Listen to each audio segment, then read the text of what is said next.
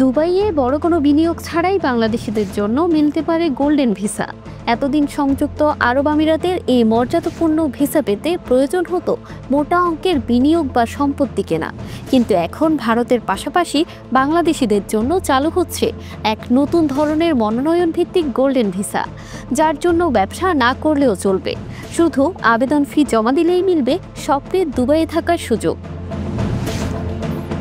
ভারতীয় সংবাদ সংস্থা পিটিআই জানিয়েছে, আগে দুবাইয়ের গোল্ডেন ভিসা পেতে 2 মিলিয়ন দিরহাম বা 6 কোটি টাকার উপরে সম্পত্তি কিনতে হতো, কিন্তু নতুন স্কিমে 1 লাখ দিরহাম অর্থাৎ মাত্র 33 লাখ টাকার মতো ফি দিয়ে মনোনয়ন পেলেই মিলবে গোল্ডেন ভিসা। এই স্কিমটি ভারত ও বাংলাদেশের জন্য পরীক্ষামূলকভাবে চালু হচ্ছে। প্রক্রিয়া বাস্তবায়নের দায়িত্ব পেয়েছে আন্তর্জাতিক পরামর্শক প্রতিষ্ঠান রায়াত গ্রুপ। রায়াত গ্রুপের ব্যবস্থাপনা পরিচালক রায়াত কামাল আইয়ুব এই নতুন উদ্যোগকে ভারতীয় ও বাংলাদেশিদের জন্য সুবর্ণ সুযোগ হিসেবে অভিহিত করেছেন।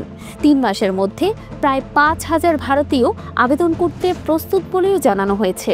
বাংলাদেশ থেকেও বিশাল সাড়া আসবে বলেই ধারণা।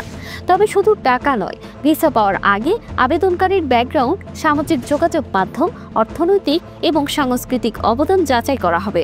আবেদনকারীদের দুবাইয়ে গিয়ে সাক্ষাৎকার দিতে হবে এবং পরিবার নিয়ে বসবাস, গৃহকর্মী রাখা বা ব্যবসা করার পূর্ণ সুযোগ মিলবে। এই মনোনয়ন ভিত্তিক গোল্ডেন ভিসা সম্পত্তি নির্ভর নয়, তাই বাড়ি বিক্রি হলেও ভিসা বাতিল হবে না। এটি হবে স্থায়ী ও দীর্ঘমেয়াদী। ভারত ও বাংলাদেশের নির্দিষ্ট ওয়ান ভাস্কো সেন্টার বা অনলাইন প্ল্যাটফর্ম থেকে আবেদন জমা দেওয়া যাবে। বিশ্বজুড়ে বাংলাদেশিদের জন্য এটি নিঃসন্দেহে একটি নতুন দিগন্ত খুলে দিচ্ছে।